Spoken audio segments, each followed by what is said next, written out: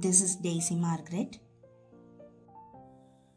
In today's video, we are about to discuss Class 8, Unit 18, Organization of Life, Book Back Questions and Answers. Answer in detail. First one, draw the structure of human eye and label its parts. So this is the diagram of structure of human eye.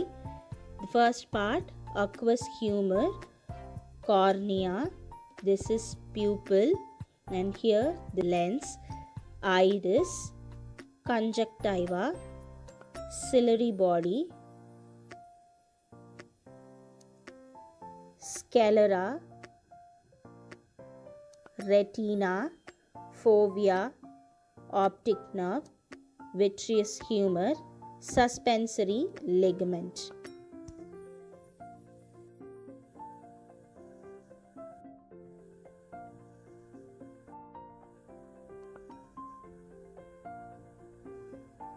Second one, explain osmosis with an example.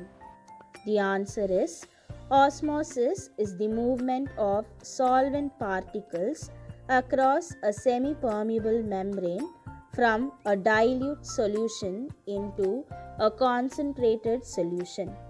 The solvent moves to dilute the concentrated solution and equalize the concentration on both sides of the membrane.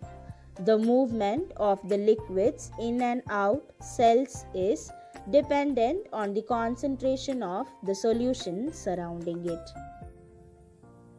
There are three types of situations in which this could vary.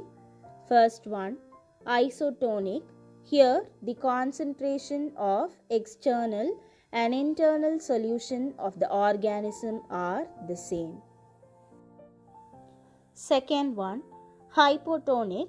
Here, the external solution concentration is less compared to the concentration of the inner solution of an organism. In this case, water will rush into the organism. Third one, hypertonic. Here, the external solution concentration is greater than the concentration of the inner solution of an organism. In this case, the water will rush out of the organism. Example, red blood cells. When red blood cells are placed in hypertonic solution, water flows out of the cell faster than it comes in. This results in shriveling of RBC. On the other hand, if RBC is hypotonic, more water will flow into the cell than out. This results in swelling of the cell and followed by bursting. Third one, if the RBC is placed in an isotonic solutions, the flow of water in and out of the cell will happen at the same rate. Third detail, differentiate between inhalation and exhalation. The answer is, first, inhalation. The muscles of the diaphragm contract. The diaphragm goes downward. The volume of chest cavity increases. Air enters the lungs through the nose. Exhalation. The muscles of the diaphragm relax. The diaphragm goes upward. The ribs move downwards. The volume of chest cavity decreases. Air goes out of the lungs through the nose. Fourth one, explain about the types of metabolism with an example. The answer is, what definition we wrote for 2 mark? The same thing, metabolism. Metabolism is the sum of chemical reactions by which living organisms sustain their life. Metabolism consists of anabolism, the buildup of substances, and catabolism, the breakdown of substances. Anabolism. Anabolism or constructive metabolism is all about building and storing. It supports the growth of new cells, the maintenance of body tissues, and the storage of energy for use in the future. During anabolism, small molecules are changed into larger, more complex molecules of carbohydrate, protein, and fat. For example, glucose to glycogen and other sugars, amino acids to enzymes, hormones, and proteins. Catabolism or destructive metabolism is the process that produces the energy required for all activity in the cells. In this process, cells break down larger molecules, mostly carbohydrates and fats, to release energy. This energy release provides fuel for anabolism, heats the body, and enables the muscles to contract and the body to move. Example: carbohydrates to glucose, glucose to carbon dioxide, water, and heat. Fifth one, explain the mechanism of breathing. The answer, first point, the process of taking air into the lungs is called inspiration or inhalation. Second point, during inspiration, the sternum is pushed up and outward and the diaphragm is pulled down. Third point, this increases the volume of the thoracic cavity and the pressure decreases. Fourth point, the air outside the body flows into the lungs. Here, exchange of gases take place between the air and the blood. Fifth point, the process of expelling air from the lungs is called expiration or exhalation. Upon exhalation, the lungs recoil to force the air out of the lungs. Sixth one, the intercostal muscles relax, returning the chest wall to its original position. Seventh point, during exhalation, the diaphragm also relaxes, moving higher into the thoracic cavity. Eighth point, this increases the pressure within the thoracic cavity related to the environment. Ninth point, air rushes out of the lungs due to the pressure gradient. This movement of air out of the lungs is a passive event.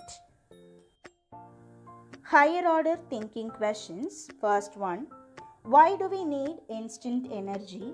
Does glucose give that energy? Explain. The answer is, energy is needed for performing day-to-day activities of the body, which is got through intake of food. This provides energy for all organ systems. Instant energy may be required in the cases of extended physical activities like running or physical ailments like tiredness or giddiness. Glucose is the simplest form of carbohydrate. Intake of glucose helps it to solubilize in the blood immediately and is carried out to organs of the body, thus helping to provide instant energy digestion of carbohydrates and also converts it into glucose finally. Second one, how are they preparing pickles? What are the causes involved in that?